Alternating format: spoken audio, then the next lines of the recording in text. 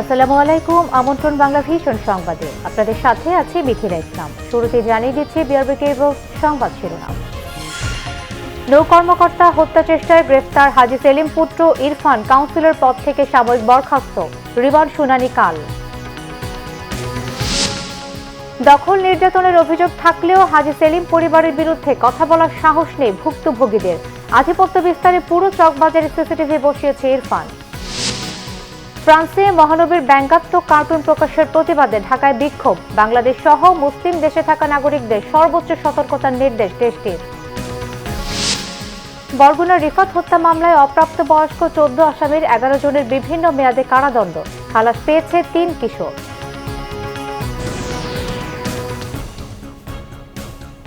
দেখছিলেন বিআরবি কেবল সংবাদ শিরোনাম, এবারে বিস্তারিত। নৌবাহিনীর কর্মকর্তা ওয়াসিফ আহমেদ খানকে মারধরে জড়িত হাজী সেলিমের ছেলে ইরফান সেলিমকে কাউন্সিলর পদ থেকে সাময়িক বরখাস্ত করেছে স্থানীয় সরকার মন্ত্রণালয়। সন্ধ্যায় বরখাস্তের প্রজ্ঞাপন জারি করেছে স্থানীয় সরকার মন্ত্রণালয়। এতে বলা হয়েছে, ইরফান সেলিম র্যাবের ভ্রাম্যমাণ আদালত কর্তৃক মাদকদ্রব্য সেবনের অভিযোগে দণ্ডিত হয়েছেন এবং অবৈধ অস্ত্র রাখা ও অন্যান্য অভিযোগে তার বিরুদ্ধে মামলা দায়ের করার কার্যক্রম চলমান রয়েছে। নৈতিক স্খলন ও অসদাচরণের অপরাধে স্থানীয় সরকার আইনের 12 উপধারা অনুযায়ী প্রদত্ত ক্ষমতা বলে তাকে সাময়িক বরখাস্ত করেছে সরকার। এর আগে দুপুরে সচিবালয়ের স্থানীয় সরকার মন্ত্রী তাজুল ইসলাম বলেন, আইন অনুসারে তদন্তের পর ইরফানকে স্থায়ীভাবে বরখাস্ত করা হবে। তাকে বরখাস্ত করার পরে তার বিষয়টা পূর্ণাঙ্গ তদন্ত, সম্পূর্ণ প্রক্রিয়া সম্পূর্ণ করে স্থায়ীভাবে বরখাস্ত করা হবে। পরিচয় তার যেই হোক না কেন, তিনি মন্দ কাজ করলে তাকে শাস্তি পেতেই হবে। এখন তিনি কোন দলের কোন পদবীধারী এবং এটাকে বিবেচনায় আনা হবে না। এদিকে ইরফান সেলিমের বিরুদ্ধে অস্ত্র ও মাদক আইনে মামলা করতে যাচ্ছে র্যাব। আর সংস্থাটির মহাপরিচালক চৌধুরী আব্দুল্লাহ আল মামুন জানিয়েছেন, তার বিরুদ্ধে আইনগত যাবতীয় ব্যবস্থা নেওয়া হবে। এদিকে Dhaka metropolitan police commissioner Shafiqul Islam বলেছেন, প্রভাবমুক্ত হয়ে সব ঘটনার তদন্ত করা হবে এবং দ্রুততম সময়ের মধ্যে অভিযোগপত্র দেওয়া হবে। গোপালগঞ্জের টুঙ্গিপাড়ায় বঙ্গবন্ধু শেখ মুজিবুর রহমানের সমাধিসৌধে শ্রদ্ধা নিবেদন করেন র্যাব মহাপরিচালক চৌধুরী আব্দুল্লাহ আল মামুন। পরে তিনি জানান, অপরাধী যত শক্তিশালী হোক তাদের ছাড় দেবে না আইন শৃঙ্খলা রক্ষাকারী বাহিনী। এই বিষয়ে আপনারা জানেন যে সরকার যে কোনো আইন পরিপন্থী কোনো কাজকে, যে কোনো কাজে বিষয়ে যথাযথ আইনগত প্রক্রিয়া এবং আইনগত ব্যবস্থা নিশ্চিত করা হয়। এছাড়া র্যাবের গণমাধ্যম শাখার পরিচালক লেফটেন্যান্ট কর্নেল আশিক বিল্লাহ সাংবাদিকদের জানান, নানা অপকর্মের দায় স্বীকার করেছে অভিযুক্ত আসামি। টর্চার সেলের সন্ধান আমাদেরকে অভিযুক্ত নিজেই দিয়েছেন।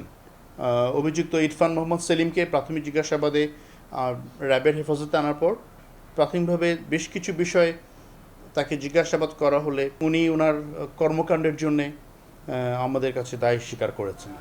এদিকে Dhaka metropolitan police commissioner Shafiqul Islam বলেছেন, কার ক্ষমতা কি, পদবি কি, সেটি বিবেচ্য বিষয় নয়। নারী ও শিশুদের দ্রুততম সেবা প্রদানের জন্য কুইক রেসপন্স টিমের উদ্বোধন শেষে নৌবাহিনীর কর্মকর্তাকে মারধরের ঘটনা প্রসঙ্গে তিনি একথা বলেন। কোনো প্রভাব খাটানোর কোনো চেষ্টাও কেউ করবে না। এটা একেবারেই মানে সুষ্ঠুভাবে যেভাবে তদন্ত করার দরকার, যেভাবে একজন অপরাধীকে বিচারের আওতায় আনা দরকার, ঠিক একইভাবে আনা হবে, কাউকে ছাড়তে হবে। অন্যদিকে ধানমন্ডি থানার হত্যা চেষ্টা মামলায় ইরফান সেলিমের ব্যক্তিগত সহকারী এবি সিদ্দিক দীপুর 3 দিনের রিমান্ড মঞ্জুর করেছেন আদালত। মামলার তদন্তকারী কর্মকর্তা তাকে 7 দিনের রিমান্ডে নেয়ার আবেদন করেন। আসামি পক্ষের আইনজীবী রিমান্ড বাতিল চেয়ে জামিনের আবেদন করেন। শুনানি শেষে এই আদেশ দেন আদালত।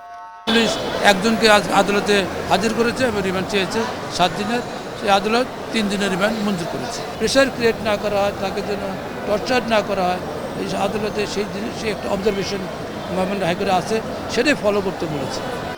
অন্যদিকে আলোচিত কাউন্সিলর ইরফান সেলিমের 7 দিনের রিমান্ড শুনানি হবে বুধবার। মিজানুর রহমান সবুজ, বাংলা ভিশন, ঢাকা। অন্যদিকে জমি দখল, চাঁদাবাজি সহ নানা অভিযোগ থাকলেও সংসদ সদস্য হাজী সেলিমের পরিবারের বিরুদ্ধে ক্যামেরায় কথা বলতে রাজি হননি কেউই। তবে চেহারা না দেখানোর শর্তে সাহস করে মুখ খুলেছেন কয়েকজন। এদিকে র্যাব জানিয়েছে, এলাকায় আধিপত্য রাখতে পুরো চকবাজারে নিজস্ব অর্থায়নে সিসিটিভি বসিয়েছে কাউন্সিলর ইরফান সেলিম। আলিশান বাড়ি যেন এক রাজপ্রাসাদ। এই বাড়িকে কেন্দ্র করেই গড়ে ওঠে সংসদ সদস্য হাজী সেলিমের ছেলে ইরফান সেলিমের অপরাধ জগৎ। এখান থেকেই নিয়ন্ত্রণ হতো পুরান ঢাকা, চলতো চাঁদাবাজি, সন্ত্রাসী, আর এজন্য গড়ে তোলা হয় শক্তিশালী এক ওয়্যারলেস নেটওয়ার্ক। র্যাবের অভিযানে বেরিয়ে আসে এমন ভয়ঙ্কর তথ্য। বিলাসবহুল বাড়ির পাশে আরেকটি ভবনে সন্ধান মিলে কাউন্সিলর ইরফান সেলিমের টর্চার সেলের। সেখানে তার প্রতিপক্ষ ও ব্যবসায়ীদের জিম্মি করে নির্যাতন করা হতো, তাদের কাছ থেকে আদায় করা হতো মুক্তিপণ। এসব বিষয়ে ভয়ে এলাকাবাসী কথা না বললেও চেহারা না দেখানো শর্তে কথা বলেন কয়েকজন ভুক্তভোগী। এই টর্চার ছেলে নিয়ে হাজার হাজার দোকানদারকে মনে করেন খালি করে দিছে, আশিক টাওয়ার বানায় লিল, হ্যাঁ হাজার হাজার দোকানদারকে মাইরা লিছে, আমাদের হুমকি দিছে আমাকে এই বিল্ডিং লিয়ে লিব, আপনি কাছে সব কম সব কিনা লিব, ঠিক আছে, এইটারও গ্যারান্টি নাই। হ্যাঁ একটা পানের দোকান আছিল, হ্যাঁ হন অজস্র বিল্ডিং এর মালিক, কিভাবে হইল একটা দোকান দিয়া হাজার হাজার টাওয়ারের মালিক। এলাকাবাসী কেমনি কথা কইব ভাই, এলাকাবাসী তো বইয়ের কোনো শেষ নাই, মাইরা দুই আন্দার করে হালাইব, আপনারে মারবো, আপনার ফ্যামিলি মারবো, সব মারবো, মাইরা লিয়ে লিব। এখানে অনেক জায়গা মা বোন মাইরা হ্যাঁ লিয়ে লিছে।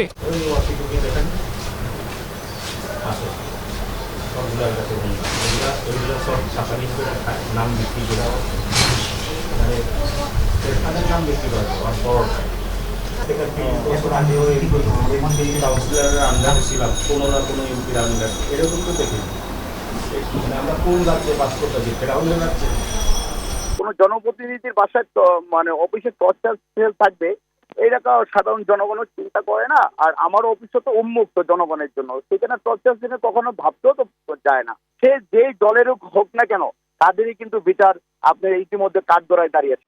র্যাব বলছে ইরফানের বিরুদ্ধে চাঁদাবাজি সহ সন্ত্রাসী কর্মকাণ্ডের নানা অভিযোগ পাওয়া গেছে। উদ্ধার হওয়া অকিটকিয়ার বিশেষ সার্ভার বসিয়ে নিয়ন্ত্রণ করতেন অপরাধ জগৎ। ইরফান মোহাম্মদ সেলিমের বাসায় যে ওয়াকিটকি বা যে জিনিসপত্রগুলো পাওয়া গেছে, এ বিষয়ে মূলত আইনশৃঙ্খলা রক্ষাকারী বাহিনী বা র্যাব বিস্ময় প্রকাশ করেছে। মূলত চাঁদাবাজি এবং আধিপত্য বজায় রাখার জন্যে মূলত এই ধরনের নজরদারি ব্যবস্থা উনি করেছেন। পার্শ্ববর্তী আশিক টাওয়ারের কথা উনি আমাদেরকে জানিয়েছেন, যার ফলশ্রুতিতে আমরা টর্চার সেলের সন্ধান পাই। চকবাজারের দেবীদাস লেনের চাঁদ সরকার দাদাবাড়ি সবার কাছে এখন পরিচিত, তবে র্যাবের অভিযানের পর থেকেই বাড়িতে কাউকে ঢুকতে দেওয়া হচ্ছে না। না, এখানে স্যার এখন নাই, মালিক পক্ষ কাউই নাই এখন, তো আমরা কোথায় আছে সেটাও বলতে পারবো না। সংসদ সদস্য হাজী সেলিমের ছেলে ইরফান সেলিম গ্রেপ্তারের কয়েক ঘন্টার মধ্যে উদ্ধার করা হয় অগ্রণী ব্যাংকের দখল করা জমি।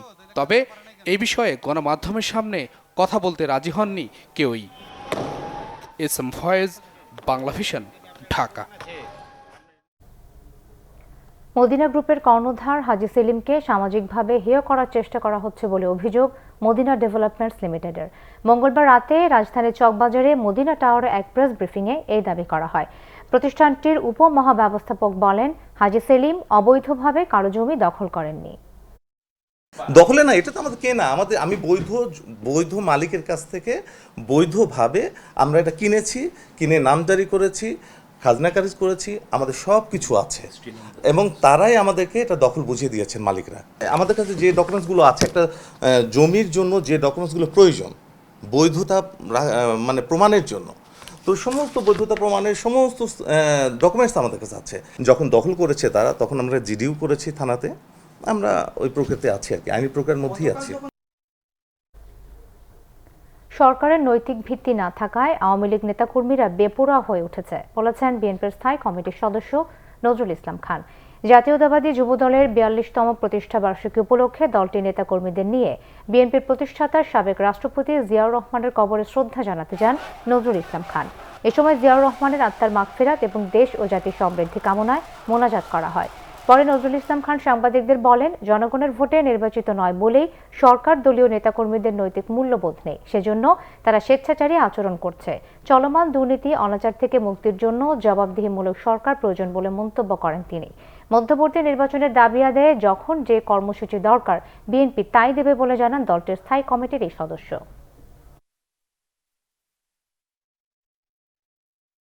সরকারের ভিত্তি যেখানে নৈতিকতার উপর প্রতিষ্ঠিত থাকে না, সেখানে সরকারের মন্ত্রী বলেন, কর্মকর্তা বলেন, আর তার দলের নেতাকর্মী বলেন, কারণই নৈতিক মূল্যবোধ কাজ করে না। সবাই স্বেচ্ছাচারী হয়, সবাই দুর্নীতিবাজ হয়ে যায়। আর সেই কারণেই প্রয়োজন দুজনকে বলে কিছু লাভ হবে না। এগুলো তো হলো উপসর্গ, রোগ তো হলো অনির্বাচিত সরকার। অতএব রোগ দূর করার চেষ্টা করতে হবে। কর্মকর্তা বদলি হলেও প্রকল্প বাস্তবায়নে যেন ধীর গতি না আসে, এ ব্যাপারে প্রয়োজনীয় ব্যবস্থা নেওয়ার নির্দেশ দিয়েছেন প্রধানমন্ত্রী শেখ হাসিনা। পাশাপাশি প্রকল্প সংশ্লিষ্ট কর্মকর্তারা যাতে দ্রুত প্রকল্পের কাজ শিখতে পারেন সেজন্য বিশেষ ব্যবস্থা নেওয়ারও আহ্বান জানিয়েছেন তিনি। জাতীয় অর্থনৈতিক পরিষদের নির্বাহী কমিটি একনেক বৈঠকে তিনি এই নির্দেশ দেন। শেরেবাংলা নগরে অনুষ্ঠিত এই বৈঠকে গণভবন থেকে যুক্ত হন প্রধানমন্ত্রী শেখ হাসিনা। কোনো প্রকল্প নিয়ে আইনি জটিলতা থাকলে বা মামলা হলে তা দ্রুত নিরসনের নির্দেশনা দিয়েছেন প্রধানমন্ত্রী। প্রকল্প বাস্তবায়নে জলাধার রক্ষার উপর জোর দেন তিনি। বিশেষ করে রাস্তা বানানোর সময় পানির প্রবাহ যেন বন্ধ না হয় সেজন্য ব্যবস্থা নেওয়ার নির্দেশ দেন শেখ হাসিনা। বৈঠকের এজেন্ডা নিয়ে পরে ব্রিফ করেন পরিকল্পনা কমিশনের সচিব আসাদুল ইসলাম। তিনি জানান, ঢাকা উত্তর সিটি কর্পোরেশনের এলাকার ট্রাফিক অবকাঠামো উন্নয়ন ও সড়ক নিরাপত্তা প্রকল্প সহ 3টি প্রকল্পের অনুমোদন দেওয়া হয়। এসব প্রকল্প বাস্তবায়নে খরচ হবে 5,189 কোটি 69 লাখ টাকা। দেখা যায় যে প্রকল্প বাস্তবায়নের সময় লাগে, সেই পিরিয়ডে অনেক ক্ষেত্রে সচিব বা কর্মকর্তারা বদলি হয়ে যান। তো নির্দেশনা দিয়েছেন মাননীয় প্রধানমন্ত্রী যাতে এই বদলির কারণে প্রকল্প বাস্তবায়নে কোনো গ্যাপ না হয়, তার জন্য যারা থাকবেন এবং যারা নতুন আসবেন তাদের যেন একটা ওরিয়েন্টেশন করে এই বিষয়ে তাদেরকে অবহিত করা হয় এবং কোনো গ্যাপ তৈরি না হয়। দেশে করোনা ভাইরাসে একদিনে আরও 20 জনের মৃত্যু হয়েছে। এ নিয়ে মৃতের সংখ্যা বেড়ে দাঁড়িয়েছে 5,838 জনে। মঙ্গলবার স্বাস্থ্য অধিদপ্তরের দেয়া প্রেস বিজ্ঞপ্তিতে জানানো হয়, নতুন 12,617টি নমুনা পরীক্ষায় 1,335 জনের করোনা শনাক্ত হয়েছে। এ নিয়ে দেশে মোট আক্রান্তের সংখ্যা 4,01,586 জন। গেল একদিনে মৃতদের মধ্যে পুরুষ 14 জন এবং 6 জন নারী। নতুন 1,523 জন সহ মোট সুস্থ হয়েছে 3,18,123 জন। মৃত্যুর হার 1.45, শনাক্তের হার 10.58 ও সুস্থতার হার 79.22%। ফ্রান্সে মহানবীর ব্যঙ্গাত্মক কার্টুন প্রকাশ করার প্রতিবাদে বিক্ষোভ সমাবেশ করেছে ইসলামী আন্দোলন বাংলাদেশ। আগামী 29 অক্টোবর জেলা পর্যায়েও মহানগরে বিক্ষোভ কর্মসূচি দিয়েছে সংগঠনটি। জাতীয় মসজিদ বায়তুল মোকাররমের সামনে সমাবেশ থেকে 5 দফা দাবি তুলে ধরা হয়। এ সময় ইসলামী আন্দোলনের নেতারা বাংলাদেশ সরকারের পক্ষ থেকে ফ্রান্স সরকারের বিরুদ্ধে আনুষ্ঠানিক নিন্দা জানানোর পাশাপাশি ফ্রান্সের সাথে বাংলাদেশের কূটনৈতিক সম্পর্ক ছিন্নের দাবি করেন। তারা বলেন, বিশ্ব মুসলিমের কাছে ফ্রান্সের প্রেসিডেন্টকে প্রকাশ্যে ক্ষমা চাইতে হবে। অবিলম্বে ওআইসিতে ফ্রান্সের বিরুদ্ধে আনতে হবে নিন্দা প্রস্তাব। মহানবীর বিরুদ্ধে কটূক্তি বন্ধে বাংলাদেশে কঠোর শাস্তির আইন পাশ করার দাবি করা হয় সমাবেশে। বহুল আলোচিত বরগুনার রিফাত শরীফ হত্যায় অপ্রাপ্তবয়স্ক 14 আসামির 6 জনকে 10 বছরের কারাদণ্ড দিয়েছে আদালত। অন্য 4 আসামিকে 5 বছর ও একজনকে 3 বছরের জেল দেওয়া হয়েছে, আর খালাস পেয়েছে 3 জন। বিস্তারিত বরগুনা প্রতিনিধি শহীদুল ইসলাম স্বপ্নের রিপোর্টে। রায় ঘোষণার নির্ধারিত তারিখ অনুযায়ী বহুল আলোচিত বরগুনার রিফাত শরীফ হত্যা মামলায় অপ্রাপ্তবয়স্ক 14 আসামিকে কড়া নিরাপত্তায় তোলা হয় আদালতে। তাদের উপস্থিতিতে শুরু হয় রায় পড়া। পরে তাদের 10 জনকে বিভিন্ন মেয়াদে সাজা ও 3 জনকে খালাসের আদেশ দেন বরগুনার শিশু আদালতের বিচারক মোহাম্মদ হাফিজুর রহমান। এই মামলায় রাশিদুল হাসান রিশান ফরাজি, রাকিবুল হাসান রিফাত, আবু আব্দুল্লাহ রায়হান, অলিউল্লাহ ওলি, নাইম, তানবীর, এদের প্রত্যেককে 10 বছর সাজা দেওয়া হয়েছে। এই গডফাদারেরা কিশোর অপরাধীদেরকে ব্যবহার করতেছে, যেহেতু তাদের সাজা কম, এই জন্য বিজ্ঞ আদালত অভিমত দিয়েছেন যে এই কিশোর অপরাধীদের সাজা বৃদ্ধি করা উচিত। রায়ে সন্তুষ্ট নিহত রিফাত শরীফের পরিবার ও সচেতন মহল। আমি আশা করি এই রায় বদনবাসী সবাই মেনে নিয়েছে। আমি আমার পরিবার সহ সবাই এই রায়কে স্বাগত জানাই এবং এই রায় আমরা সবাই খুশি।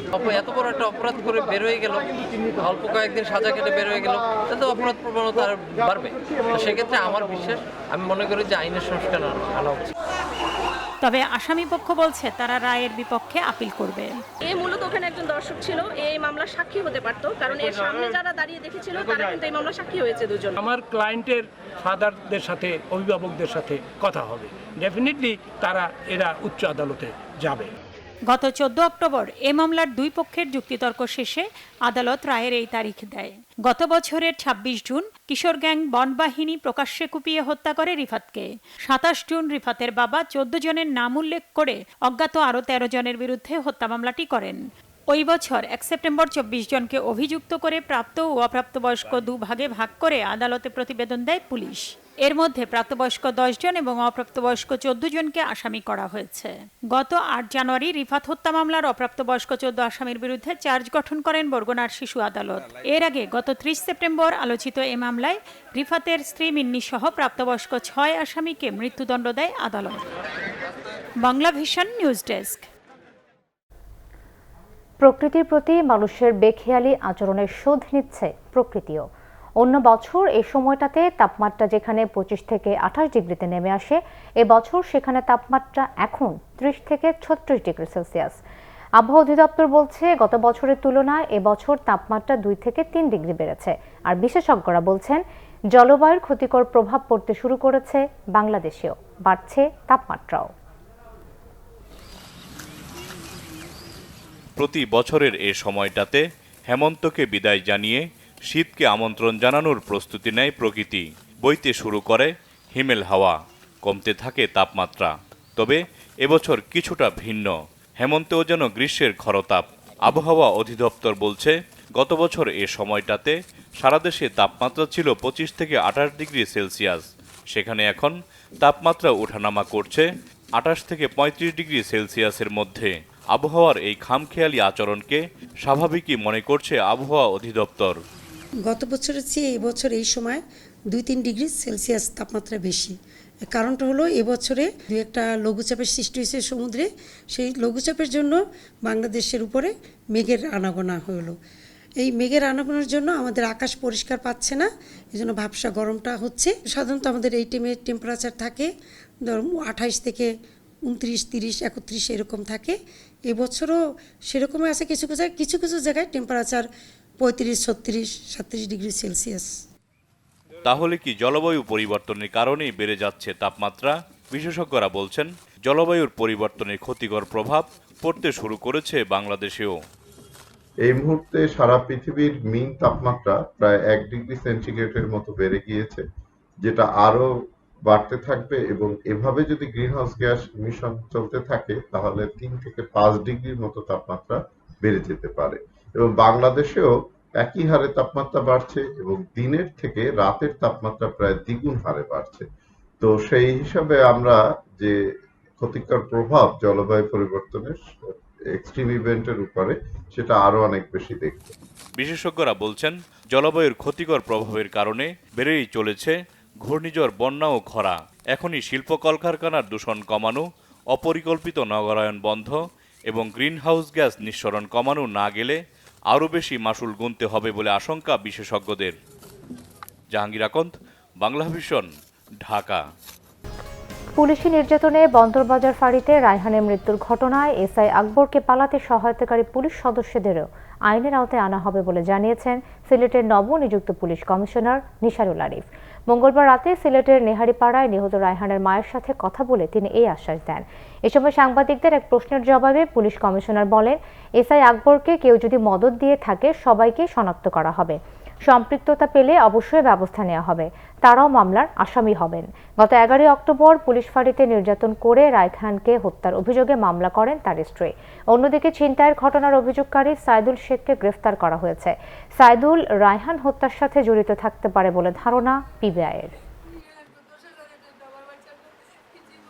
যে ঘটনাটা ঘটেছে এটা অনভিপ্রেত, অপ্রত্যাশিত এবং আমাদের যে পুলিশের কর্মকর্তা কর্মচারী যারা জড়িত আছে তাদের কর্মকাণ্ডে আমি লজ্জিত।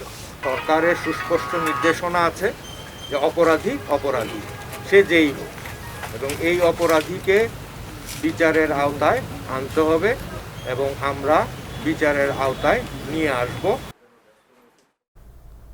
ঢাকা রেসিডেন্সিয়াল মডেল কলেজের শিক্ষার্থী নাইমুল আবরার রাহাতের মৃত্যুর ঘটনায় প্রথম আলোর সম্পাদক মতিউর রহমান এবং সাময়িকী কিশোর আলোর সম্পাদক ও লেখক আনিসুল হক সহ 10 জনের বিরুদ্ধে অভিযোগ গঠনের আদেশ পিছিয়েছে।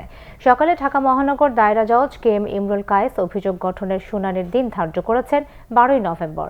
মঙ্গলবার মামলার অভিযোগ গঠন আদেশের দিন ধার্য ছিল, কিন্তু বিচারিক আদেশ প্রস্তুত করতে না পারায় পুনরায় অভিযোগ গঠন শুনানি আদেশের জন্য এই দিন ধার্য করেন আদালত। এর আগে আদালতে হাজির হন প্রথম আলোর সম্পাদক মতিউর রহমান ও কিশোর আলোর সম্পাদক আনিসুল হক সহ 10 জন। গত বছরের 1 নভেম্বর বিকালে ঢাকা রেসিডেন্সিয়াল মডেল কলেজের ক্যাম্পাসে প্রথম আলোর সাময়িকী কিশোর আলোর অনুষ্ঠান চলাকালে বিদ্যুৎস্পৃষ্ট হয় নাইমুল আবরার। পরে 6 নভেম্বর প্রথম আলোর সম্পাদক মতিউর রহমানের বিরুদ্ধে মামলাটি দায়ের করেন নাইমুলের বাবা মুজিবুর রহমান। ঢাকা 18 আসনের উপনির্বাচনের গণসংযোগে বাধা দেওয়ার অভিযোগ করেছেন ধানের শীষের প্রার্থী এস.এম. জাহাঙ্গীর হোসেন। অভিযোগ নাকচ করে নৌকার প্রার্থী মোহাম্মদ হাবিব হাসান বলেছেন, অপপ্রচার চালাচ্ছে বিএনপি, তবে বড় দুদলের প্রার্থী চান অবাধ, সুষ্ঠু ও গ্রহণযোগ্য নির্বাচন। পঞ্চম দিনের মতো নির্বাচনী প্রচার চালাতে মস্তুল, ডেলনা, পাতিরা ও ডুমনি এলাকায় যান আওয়ামী লীগ প্রার্থী হাবিব হাসান। উন্নয়নের ধারা অব্যাহত রাখতে নৌকায় ভোট চান তিনি। জানান, সুষ্ঠু পরিবেশেই হবে 12 নভেম্বরের নির্বাচন। সেদিন উৎসব আমেজে ভোট দেবে জনগণ। গণবিচ্ছিন্ন হয়ে বিএনপি প্রার্থী নানা অপপ্রচার চালাচ্ছেন বলেও অভিযোগ করেন হাবিব হাসান। নৌকাকে ভোট দেওয়ার জন্য তারা নির্বাচনমুখী হয়ে রয়েছে, ভোটমুখী হয়ে গেছে। তা আমি আশা করি ইনশাল্লাহ নৌকার বিজয় ইনশাল্লাহ সুনিশ্চিত। এই অঞ্চলের মানুষ নৌকাবর্তীকে ভোট দিয়ে উন্নয়নের জোয়ার অব্যাহত রাখার জন্য শান্তির পক্ষে, সন্ত্রাস, চাঁদাবাজি, দুর্নীতির বিপক্ষে জননেত্রী শেখ হাসিনার যে উন্নয়ন, এই উন্নয়নের দ্বারা অব্যাহত রাখার জন্য মানুষ আজকে এগিয়ে নির্বাচনমুখী হয়ে গেছে। এদিকে ধানের শীষের প্রার্থী এস.এম. জাহাঙ্গীর হোসেনের অভিযোগ, পরিকল্পিতভাবে তাদের জনসংযোগে বাধা দেয়া হচ্ছে। উত্তরার 9 নম্বর সেক্টরে গণসংযোগের সময় তিনি এ অভিযোগ করেন। নির্বাচন নিয়ে কোনো ষড়যন্ত্র হলে জনগণ জবাব দেবে বলেও হুঁশিয়ারি দেন বিএনপির প্রার্থী। এস.এম. জাহাঙ্গীর বলেন, নেতাকর্মীদের নির্যাতন করে রোখা যাবে না ধানের শীষের জোয়ার। ষড়যন্ত্র করে, হামলা করে, তারা নিজেরা প্রোগ্রাম দিয়ে বানচাল করতে চায়। আমরা কিন্তু শান্তিপ্রিয়ভাবে ঘরে আর বসে থাকব না। আমরা জনগণকে সাথে নিয়ে, জনগণকে ঐক্যবদ্ধ করে আমরা যেটা জনগণ সিদ্ধান্ত নেবে, জনগণের সিদ্ধান্তই আমাদের চূড়ান্ত সিদ্ধান্ত হবে। বন্ধুরা আমার, এই নির্বাচন দেশ বাঁচানোর নির্বাচন, আগামী 12 তারিখের নির্বাচন গণতন্ত্র পুনঃপ্রতিষ্ঠা করার নির্বাচন। আওয়ামী লীগের সংসদ সদস্য অ্যাডভোকেট সাহারা খাতুনের মৃত্যুতে শূন্য হয় উত্তরা, বিমানবন্দর, খিলক্ষেত সহ আশপাশের এলাকা নিয়ে গঠিত ঢাকা 18 আসনটি। সিকান্দার রেমান, বাংলা ভিশন, ঢাকা। করোনা মোকাবেলায় বাংলাদেশ ভালো করছে বলে মন্তব্য করেছেন ভারতের হাই কমিশনার বিক্রম দোরাইস্বামী। বাংলাদেশের কাছে এই বিষয়ে শেখার আছে বলেও মন্তব্য করেন তিনি। মঙ্গলবার গুলশানে আইনমন্ত্রীর বাসায় সৌজন্য সাক্ষাৎ করতে আসেন বাংলাদেশের নবনিযুক্ত ভারতীয় রাষ্ট্রদূত বিক্রম দোরাইস্বামী। এ সময় দুদেশের সম্পর্ক, আইন ও বিচার বিভাগের পারস্পরিক অভিজ্ঞতা বিনিময় করেন তারা। পরে এক যৌথ ব্রিফিংয়ে আইনমন্ত্রী ও ভারতের হাই কমিশনার দুদেশের আইন ও বিচার বিভাগে সাদৃশ্যের কথা উল্লেখ করে এক্ষেত্রে অভিজ্ঞতা বিনিময়ের উপর জোর দেন। এ সময় করোনা মোকাবেলায় বাংলাদেশের উদ্যোগের প্রশংসাও করেন তিনি।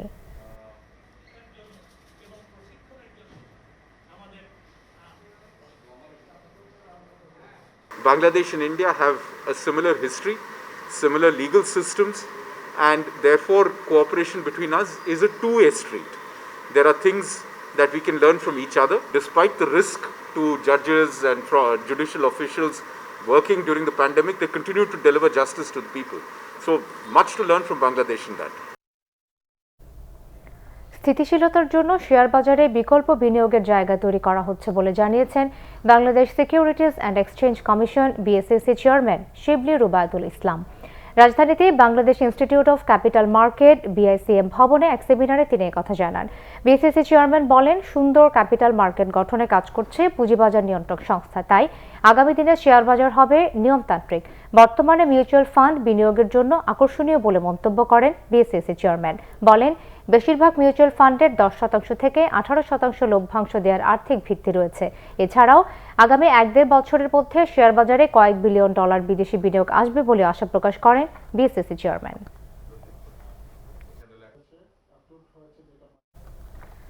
বাগেরহাটে পূজা দেখে ফেরার পথে তরুণীকে ধর্ষণের অভিযোগে ইউপি সদস্য শেখ মিজানুর রহমান সহ 5 জনকে গ্রেফতার করেছে পুলিশ। মঙ্গলবার বাগেরহাট সদর উপজেলার বাগপুরা ও হদেরহাট সহ বিভিন্ন এলাকায় অভিযান চালিয়ে তাদের গ্রেফতার করা হয়।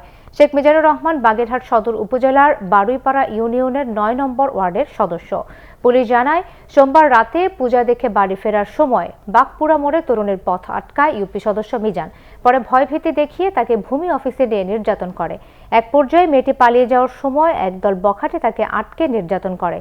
এ ঘটনায় মঙ্গলবার সকালে নির্যাতিতা বাদী হয়ে 5 জনের নাম উল্লেখ করে মামলা করলে পুলিশ আসামিদের গ্রেফতার করে। পবিত্র ঈদে মিলাদুন্নবী উপলক্ষে সীমিত পরিসরে শোভাযাত্রা করেছে আঞ্জুমানে রহমানিয়া আহমদিয়া সুন্নিয়া ট্রাস্ট ঢাকা। সকালে মোহাম্মদপুর কাদেরিয়া তৈবিয়া আলিয়া মাদ্রাসার সামনে থেকে শোভাযাত্রাটি বের হয়। Geneva camp, Asad gate, town hall, শিয়া মসজিদ, আদাবর ও শ্যামলী হয়ে মাদ্রাসা প্রাঙ্গণে ফিরে তা শেষ হয়। শোভাযাত্রা বক্তারা অভিযোগ করেন, সম্প্রতি ফ্রান্স সরকারের সমর্থন নিয়ে দেশটির পত্রিকা শার্লি হ্যাবদো প্রিয় নবীকে নিয়ে অবমাননাকর ব্যঙ্গচিত্র প্রদর্শন করছে। কিন্তু ওয়াইসি, আরব লীগের নিষ্ক্রিয়তা এবং জাতিসংঘের খেয়ালিপনা মুসলমানদের অন্তরে আঘাত করেছে। অবিলম্বে রাসূল সাল্লাল্লাহু আলাইহি সাল্লাম ও ইসলাম বিদ্বেষীদের শাস্তির আওতায় আনার দাবি জানানো হয় শোভাযাত্রা থেকে। পরে মাহফিল অনুষ্ঠিত হয়।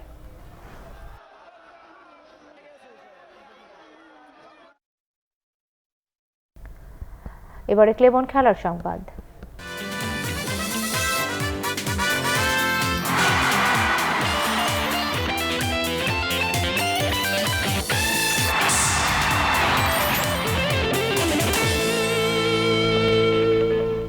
ফুটবল।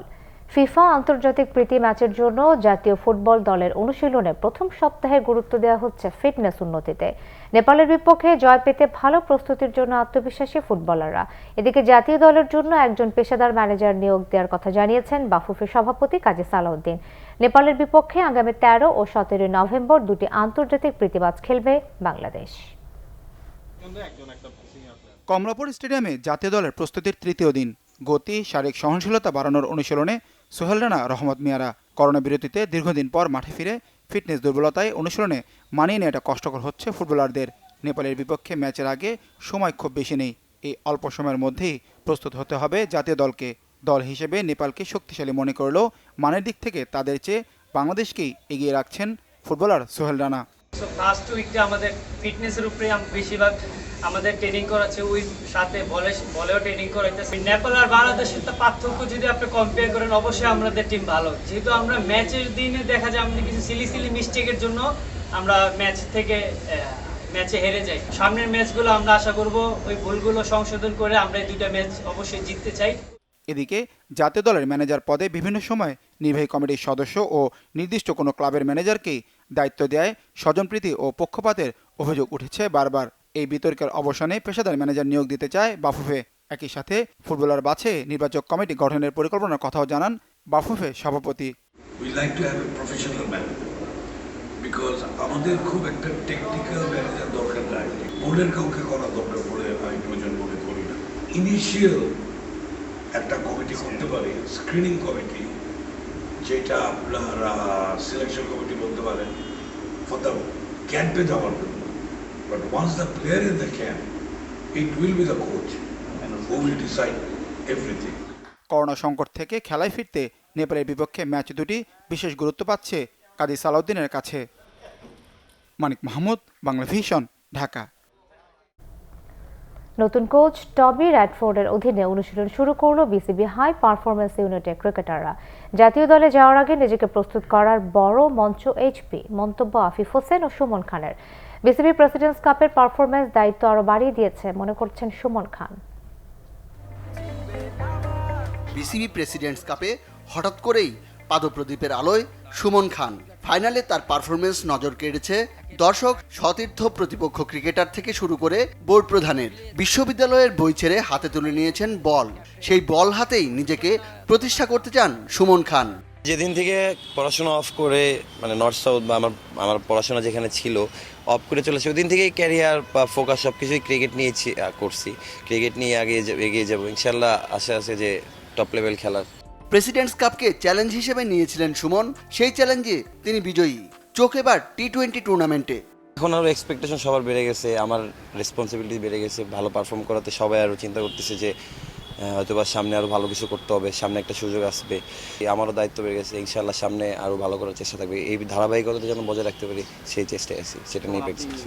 এদিকে ওয়ানডে টুর্নামেন্ট শেষ করেই শুরু হয়েছে এইচপির অনুশীলন ক্যাম্প। কোনো টুর্নামেন্টে খেলার আগে নিজেদের প্রস্তুত করার বড় মঞ্চ এইচপি মনে করেন ক্রিকেটাররা। এইচপি ক্যাম্পটাতে আসলে লং টাইম ধরে একটা প্রিপারেশন ক্যাম্প হয়, যেগুলির মাঝখান থেকে ছোটোখাটো ভুল ত্রুটি মিস্টেকগুলি মানে ঠিক করে নেওয়ার সময় থাকে। তো এই জিনিসটা পরবর্তীতে আমাদের যে কোনো টুর্নামেন্ট আসে, বিপিএল, এনসিএল বা প্রিমিয়ার লিগ, ওগুলিতে অনেক হেল্প করে। ন্যাশনাল টিমে গিয়ে প্রিপেয়ার চাইতে এখান থেকে যদি নিজেকে মেন্টালি পারফরমেন্স বা সব ট্যাকটিক্যালি নিজেকে প্রিপেয়ার করা যায়, সেই ক্ষেত্রে ন্যাশনাল টিমে টিকে থাকার সম্ভাবনা বেশি থাকে। হাই পারফরমেন্স ক্যাম্পে এসেছেন নতুন কোচ টবি র্যাডফোর্ড।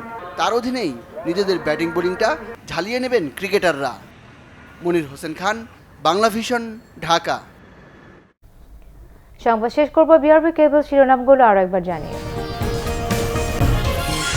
নৌ কর্মকর্তা হত্যা চেষ্টায় গ্রেফতার হাজী সেলিম পুত্র ইরফান কাউন্সিলের পদ থেকে সাময়িক বরখাস্ত, রিমান্ড শুনানি কাল। দখল নির্যাতনের অভিযোগ থাকলেও হাজী সেলিম পরিবারের বিরুদ্ধে কথা বলার সাহস নেই ভুক্তভোগীদের। আধিপত্য বিস্তারে পুরো চকবাজারে সিসিটিভি বসিয়েছে ইরফান। ফ্রান্সে মহানবীর ব্যঙ্গাত্মক কার্টুন প্রকাশের প্রতিবাদে ঢাকায় বিক্ষোভ। বাংলাদেশ সহ মুসলিম দেশে থাকা নাগরিকদের সর্বোচ্চ সতর্কতার নির্দেশ দেশটির। বরগুনা রিফাত হত্যা মামলায় অপ্রাপ্তবয়স্ক 14 আসামির 11 জনের বিভিন্ন মেয়াদে কারাদণ্ড, খালাস পেয়েছে 3 কিশোর।